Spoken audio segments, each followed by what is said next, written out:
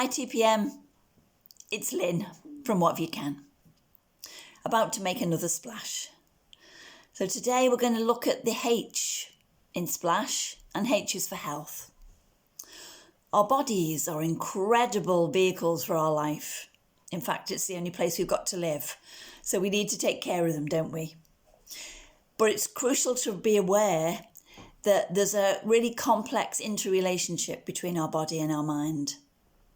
The peripheral nervous system, the endocrine and immune systems, our emotional responses, in fact, all our organs, all share a common chemical language, and they're constantly communicating with each other. So what you eat, what you put into your body, what you drink, the amount of rest, sleep, exercise you have is just as crucial for your mental well-being as it is for your muscles, and the other way around. When our mental health is not so good, when we're feeling a bit down, when we're maybe anxious, we're stressed, that will affect our physical health too. Maybe our appetite goes, can't sleep so well, we're feeling exhausted. We can have headaches, aches and pains in our muscles, and that can be to do with our stress. So it is complex, and we have to really, really respect our mind, respect our bodies, and remember that everything is connected. So we're looking after both. So it's about good food, being hydrated, getting enough rest and sleep, relaxation, and exercise. It doesn't mean you have to join a gym. You can just dance around in the kitchen to some mad music if you want, or do some squats while you're waiting for the kettle to boil. But our bodies are meant for moving. That's why we've got legs. They're not meant for lying on the sofa, even though that's nice to do sometimes too. And exercise outdoors is brilliant, out in the air, out feeling connected with nature, enjoying nature, taking in the nice deep breaths of maybe the sea air or in the woods. Really good for you each day to get connected with nature, with other people, with yourself. And then hydration is crucial, and it's something we often forget about, I think, because we think a cup of tea or a cup of coffee or an energy drink is okay, hydration. But actually you need lots and lots of water. Caffeine is a diuretic, so it actually makes you even more thirsty. And high energy drinks might give you a big boost, but they're full of sugar. Even the ones that say no sugar, they have artificial sugars in them. Otherwise you wouldn't drink them. They wouldn't taste as good as they do.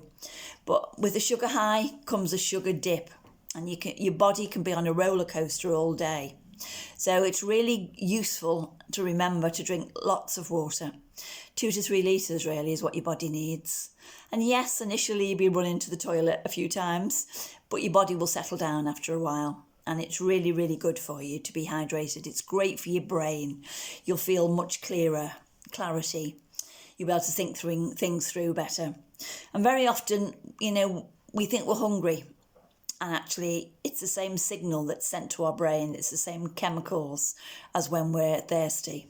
So if you ever think you're hungry and you've not long eaten, try some water and see if you're thirsty first before you eat.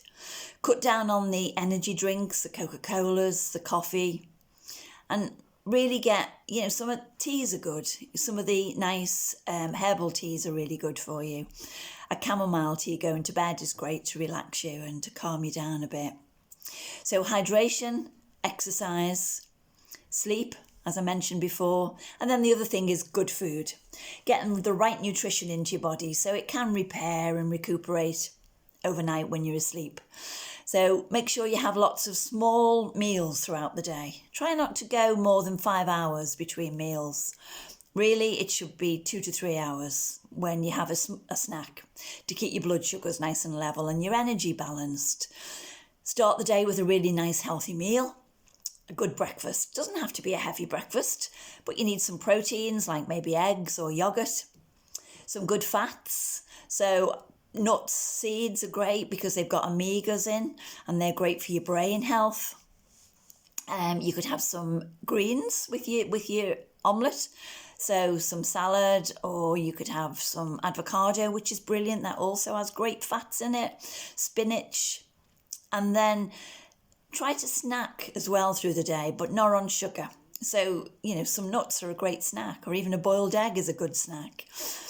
Have some really nice colourful meals. The more colours, the more different nutrients you've got in it. So make sure with your lunch and your evening meal that you've got lots and lots of colourful vegetables. They'll make sure you're getting the right nutrients down that will help your body really repair, recover, feel great, give you energy, be more balanced. And that obviously helps your mental well-being. When the challenges in life happen, and they do, don't they? Life isn't straightforward. There are challenges.